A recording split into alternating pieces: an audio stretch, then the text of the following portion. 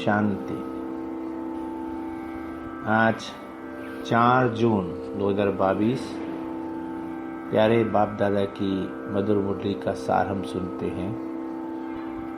बाबा ने कहा, मीठे बच्चे, तुम जगत अम्बा कामधेनु के बच्चे और बच्चियां हो। तुम्हें सबकी मनोकामनाएं पूरी करनी है। अपने बहन भाइयों को सच्चा रास्ता बताना है।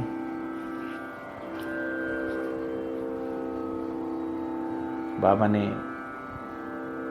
हम सभी बच्चों को सबकी मनोकामनाएं पूर्ण करने वाली कामधेनु का टाइटल दिया है। जैसे जगदम्बा, उनको कहते हैं कामधेनु। कामधेनु अर्थात कहते हैं कि कामधेनु एक ऐसी गाय थी जो सभी आत्माओं की इच्छाएं पूरी करती थी।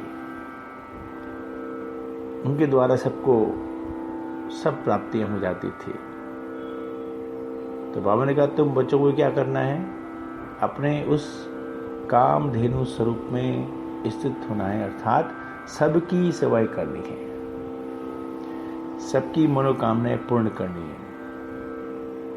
और मनोकामना पूर्ण करने का रास्ता बाबा ने बताया है, और वो है ज्ञान योग का रास्ता। बाबा ने जो ज्ञान दिया, जो योग सिखाया, इस ज्ञान योग के द्वारा ही सब आत्माओं की पूरी कामनाएं पूरी होती हैं। तो कामधेनु माना सबको बाबा की राह का रास्ता बतलाना, श्रीमत का रास्ता बतलाना, क्योंकि यही रास्ता है, यही ज्ञान है। इससे ही मनुष्य आत्माओं के जन्म जन्म की आशाएं पूर्ण हो जाती हैं। इससे ही पुत्रवान भव, धनवान भव, सर्व मनोकामनाएं पूर्ण भव, ये वरदान प्राप्त होता है। तो सीधा सहज रास्ता बाबा ने बताया है कि सबकी मनोकामनाएं केवल ज्ञान मुरली से ही पूर्ण होंगी, इस योग से सिद्ध होंगी। बस आप बच्चों क्या करना है? सबकी मनोकामनाएं पूर्ण करने के लिए सबको बाबा का परिचय, बाबा की मुरली सुनानी है, उनका कल्याण करना है। तुम बच्चों को बाप द्वारा कौन सी रिस्पॉन्सिबिलिटी मिली हुई है? उत्तर, बच्चे, बेहद का बाप बेहद का सुख देने आया है। तो तुम्हारा फर्ज है घर घर में यह पैगाम दो, बाप का मददगार बन घर घर को स्वर्ग बनाओ, कांटों को फूल बनाने की सेवा करो, बाप समान निरंकारी निराकारी बन सबकी खिदमत करो। सारी दुनिया को रावण दुश्मन के चंबों से छुड़ाना है। सारी दुनिया को रावण दुश्मन के चंबे से छुड़ाना, यह सबसे बड़ी रिस्पॉन्सिबिलिटी तुम बच्चों की है।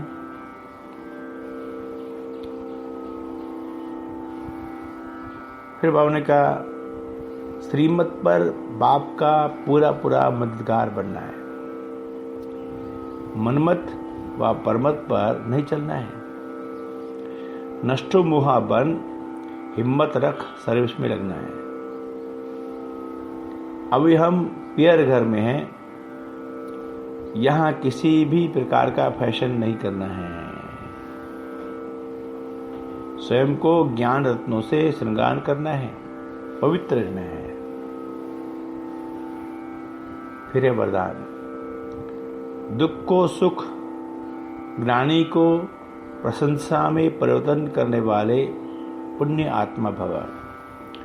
दुख को सुख, ज्ञानी को प्रशंसा में परिवर्तन करने वाले पुण्य आत्मा भव। पुण्य आत्मा वो है जो कभी किसी को न दुख दे न दुख ले, बल्कि दुख को भी सुख के रूप में स्वीकार करे, ज्ञानी को प्रशंसा समझे, तब कहेंगे पुण्य आत्मा। ये पाठ सदा पक्के रहे, ये पाठ सदा पक्का रहे कि गाली देने वाली व दुख देने वाली आत्मा को भी अपने रहमदिल स्वरूप से, रहम की दृष्टि से देखना है, ग्लानि को दृष्टि से नहीं, ग्लानि की दृष्टि से नहीं। वो गाली दे और आप फूल चढ़ाओ, तब कहेंगे पुण्य आत्मा। स्लोगन, बाप दादा को नैनों में समाने वाले ही जहान के नूर, नूरे जहान है। बाप दादा को नैनों में समाने वाले ही जहान के नूर हैं, नूरे जहान है। अच्छा, ओ